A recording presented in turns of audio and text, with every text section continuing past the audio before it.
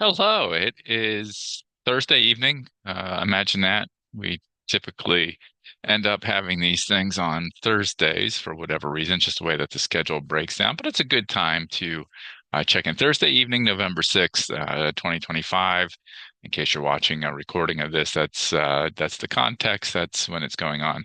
You know, I've switched from doing the YouTube video to the Zoom video for purposes of recording and getting out onto TikTok. And as it turns out, it looks to me like the Zoom video is much grainier than the YouTube. So we'll work on that, see if we can get something worked out here.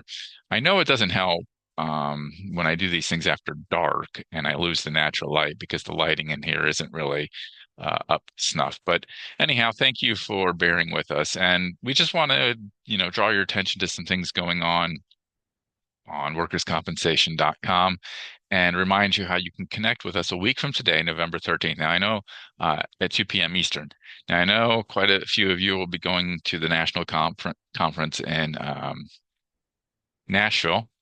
And unfortunately, I won't be making it this year, making efforts to ensure that I get there next year.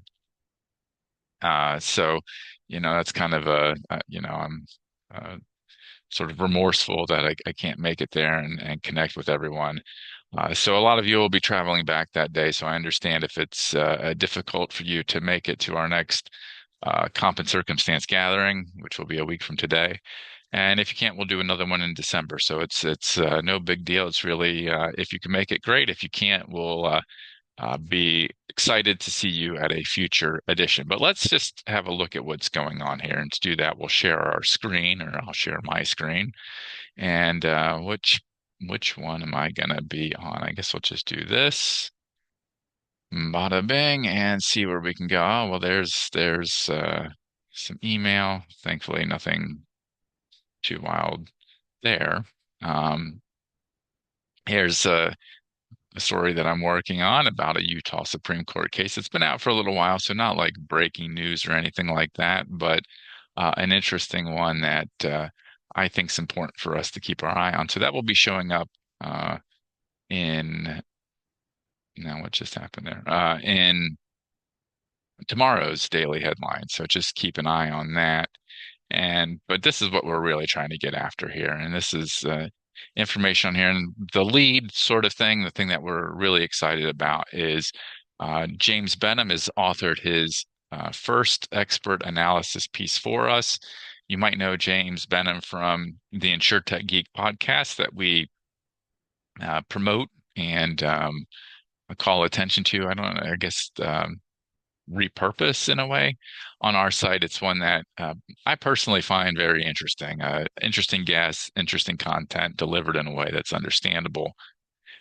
And he knows his stuff when it comes to InsurTech. And one of the big, a couple of the big things that have been floating around for the past couple of years, and now we have a convergence on these two big things, AI and cybersecurity. Now, in the risk space, you can see where the potential for harm and the potential for danger and risk come from with the way that AI is and the way that cybersecurity is always a concern. And this is really an interesting, I mean, the numbers speak for themselves. $16.6 billion in reported cyber losses for 2024. Email as a persistent driver of investigations. Deep fake transfer. Well, here we go. This is a Hong Kong employee was deceived by a multi-person deep fake video call that led to transfers totaling about $25 million. The numbers are mind-boggling. You can see the potential for big time losses here in whatever space that you're in. And he's the expert on it. So what do you do? How do you keep this from being a disaster, a catastrophe? And there's the information. Go ahead and read that. Listen to the podcast. You're going to learn from James Benham.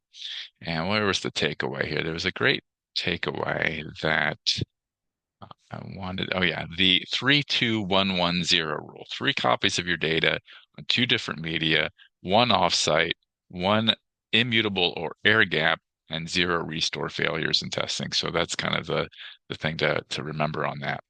What else have we got going on? Well, the CLM Workers' Comp Conference is going to be happening in May. So you might think, well, that's a long ways off. It's only November.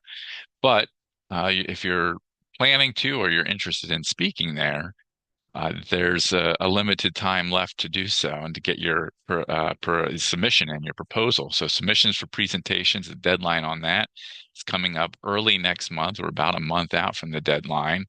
And I believe it's December 4th is what I want to say, but no, I take that back, December 5th. So just almost exactly a month from today. Today's the 6th.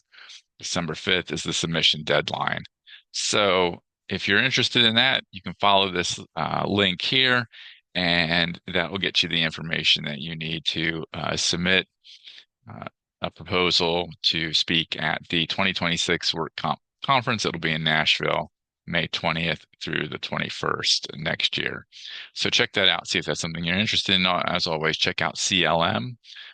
We like working with them. They produce great information, more than just workers' comp, but this is their work comp conference, and we learn quite a bit from what they do. So shout out to CLM. And, we could go on, but, one more kind of thing that we might call your attention to is Claire Musselman has continued with the AI series. Speaking of AI, and based on what the innovation profs, Chris Snyder and Christopher Porter put together in their AI summer school series. And this is an interesting one on AI ethics. And, she breaks it down with these characters here, which is very interesting. The bias monster, the copyright keeper, and on and on. The workforce transformer, misinformation. So, there's a lot of things to be mindful of in ethically using AI, whether it's in workers' comp or in other spaces. And Dr. Musselman brings this out and teaches you in a way that's enjoyable, actually. I mean, this is fun. The characters kind of seem lighthearted, but the point is the points and the learning is heavy duty. So go ahead and check that out. Remember, if you are interested, you can sign up for our email newsletter, the weekly 3 that goes out every Wednesday. And you can do that by scrolling down.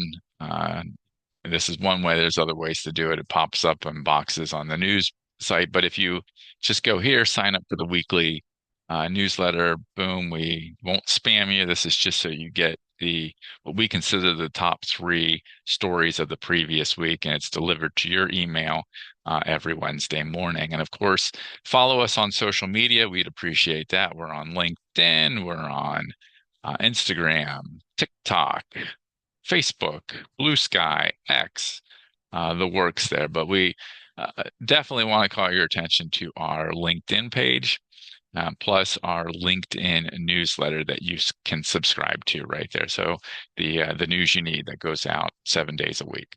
So we appreciate you spending time with us. We hope that it's worth your while. And we really want to say just thank you for being a part of this community that we're trying to build here for the workers' compensation space. We can't do this without you.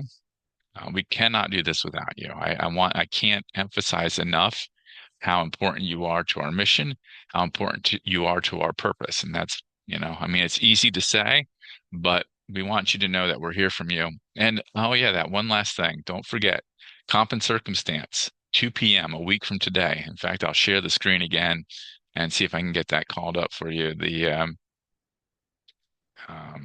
page on our site that has it.